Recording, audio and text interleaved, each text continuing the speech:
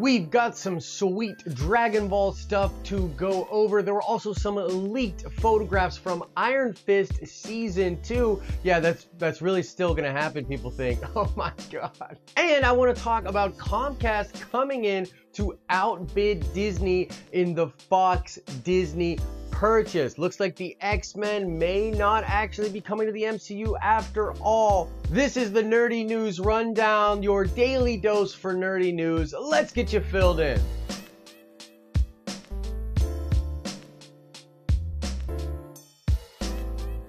Good morning or good evening or good wherever, whenever you are. Thanks for tuning in and getting your news here with me. I'm Josh. This is the Den of Nerds. Let's just get right into it.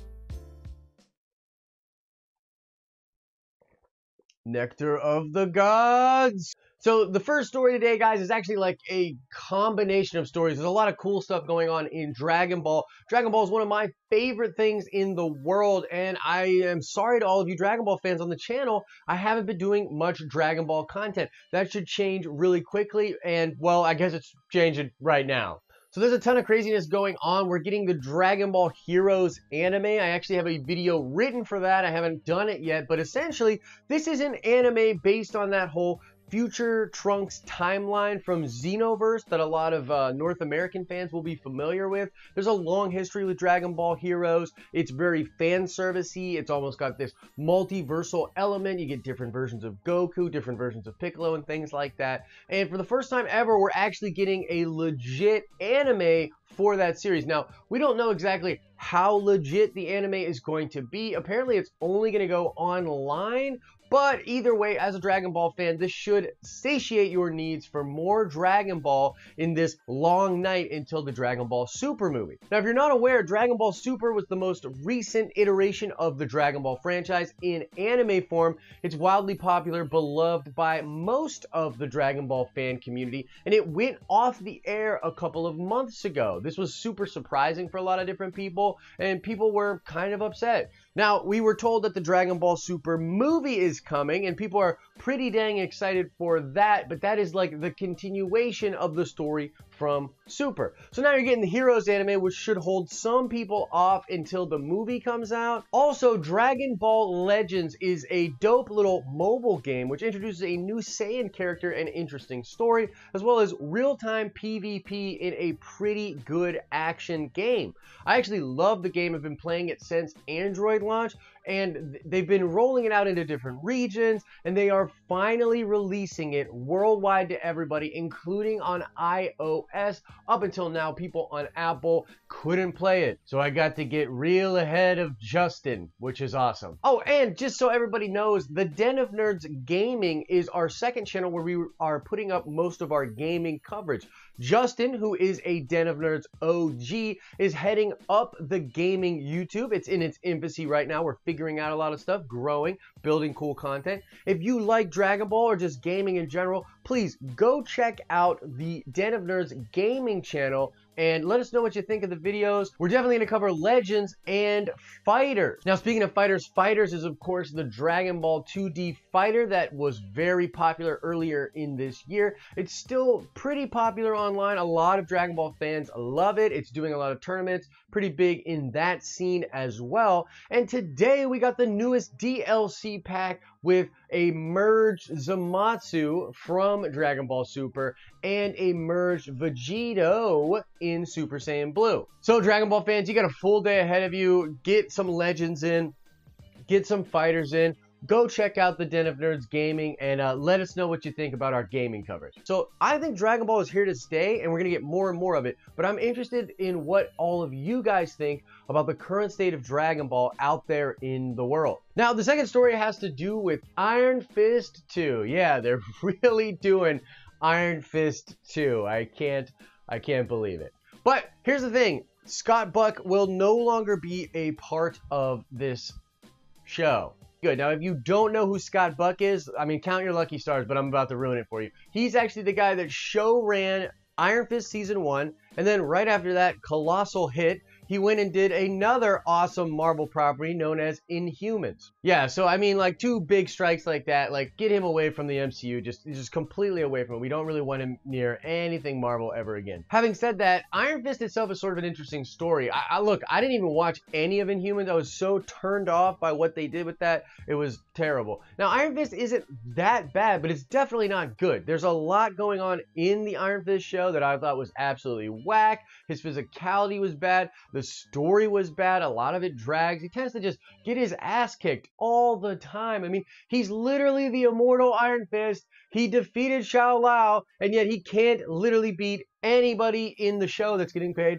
probably way less than he is. Now, in Defenders, I liked Iron Fist a little bit better. I actually really liked his chemistry with Michael Coulter's Luke Cage. That was a really cool combo. And in Luke Cage Season 2, apparently we are getting some Iron Fist stuff. But to the story at hand, we recently got leaked footage of Iron Fist Season 2. There's not too much to talk about here, other than a tattoo on Calling Wing that apparently looks like the Iron Fist logo. So it's very similar to the Iron Fist tattoo that Danny has on his chest.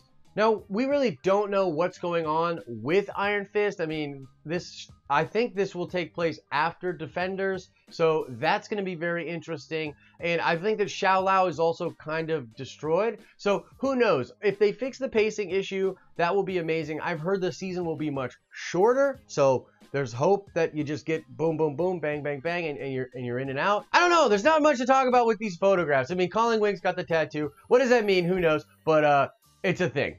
That being said, what do you guys think about Iron Fist in general? And what do you think about Iron Fist Season 2? Are you looking forward to it? Do you think it's going to be much better than the first season? Whatever your thoughts about Iron Fist and the Netflix Marvel shows in general, let me know in the comment section below.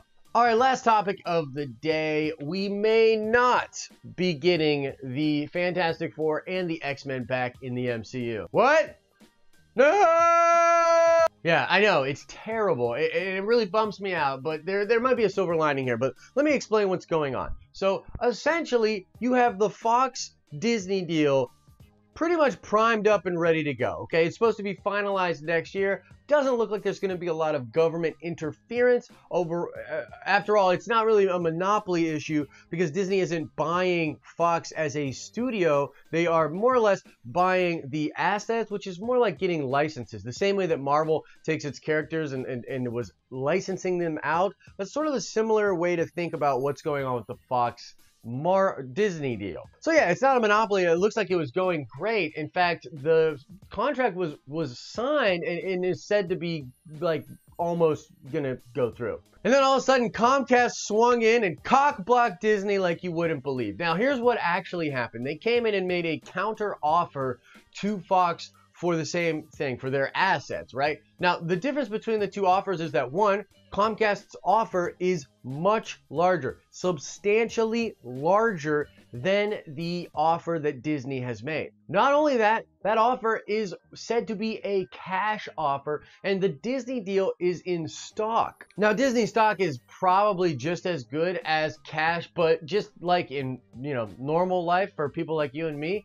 cash is king. I mean, would you rather have an IOU, get on a payment plan with someone, have some of the profits that they make at their job for the next couple of months? Or would you rather have a big fat pile of cash? I think it's a pretty simple answer, and I can see why this deal is attractive to Fox. Now, I didn't touch this story when it first came out because I was like kind of in denial about it, but honestly, when I looked around and did my research, it really looks like Comcast is going to win this bid, and they're going to literally offer so much more money to Fox that they will have to pay Disney, or Fox rather, will have to pay Disney $1.5, $1.6 billion for walking away from this deal, and they're just okay with it because they're literally going to get, I believe, $9 to $10 more billion for these assets. I mean, this is a huge move by Comcast. It's super ballsy. It's super bold. Who knows whether or not it could work creatively. Now, let's talk about the negative aspects of this first. Obviously, we want Kevin Feige to have control of the X-Men and the Fantastic Four. You know, just with everything that's been going on lately, talking about Star Wars, its ability and maybe inability to sort of create a shared universe. You talk about the Fox X-Men movies, you talk about Fox Fantastic Four, you talk about the DC Extended Universe, or any studio's plans to sort of do a shared universe, and it's so clear that Marvel is just leaps and bounds ahead of everybody in that department. Kevin Feige and his whole team deserve all the praise in the world. All hail the mighty Kevin Feige.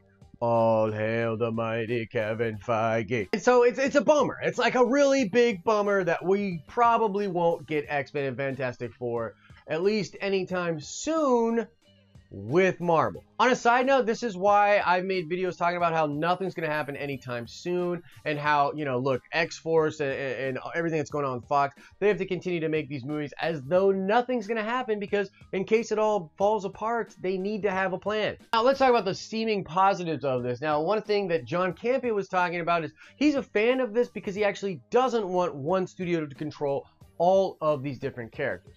And I can kind of see his point. I mean, like, if I can put the fanboy away slightly, I can sort of see his point. I mean, Logan's dope. The Deadpool movies are dope. Some of the X-Men movies are really, really good, and they have a different flavor than Marvel, and I'm totally cool with that. And so if Comcast can do the right thing, create new versions of the Fantastic Four, maybe even continue on with the current version of the X-Men and Deadpool and all that, and make great movies in their own sort of shared universe, then yeah, I'm gonna be okay with it. It's gonna be easier to get over if we get high quality stuff. And on top of that, there's a frequency thing, right? You could see a scenario in which you're getting less comic book movies in general because one studio is sort of forced to push them all out. Now, right now, Marvel's doing 3 movies a year. I don't even know if they can do any more than that. And once you look at the slate they already have and you start to think about X-Men and Fantastic Four, it's like, holy crap, we might not get one of those movies till like 2024. And nobody wants that. Like, we want the new stuff now. So maybe it's better that Comcast takes it so they can start producing these films in the next year or so. I don't know. I'm like of two minds about it. I mean, my gut is telling me like, no, I really don't want this Comcast deal to go through. I want Disney to get them because I need Kevin Feige to have the X-Men and Fantastic Four. I can see a scenario in which it won't be terrible. But yeah, that's the news out there, guys. Comcast came in and ruined all of our hopes and dreams. Please, let me know what you think about this in the comment section below. Are you super pissed? Do you think it's ultimately going to be better for comic book fans in general? Whatever your thoughts are about this Comcast, Fox, Disney love triangle, please let me know in the comment section below. That's going to do it for the news today. Like I said last episode, this show is in development, going to continue to make changes. I'm actually shooting on a different camera today. I'm probably going to switch around the backdrop a little bit. So, you know, you're on this crazy ride with me, and I freaking appreciate you taking the time to get your news over here. You can click below to watch more dope videos. You can click our icon to subscribe to get all of our future content. As I always say, I hope you are having an awesome and nerdy day, and I will see you giving you the news tomorrow morning.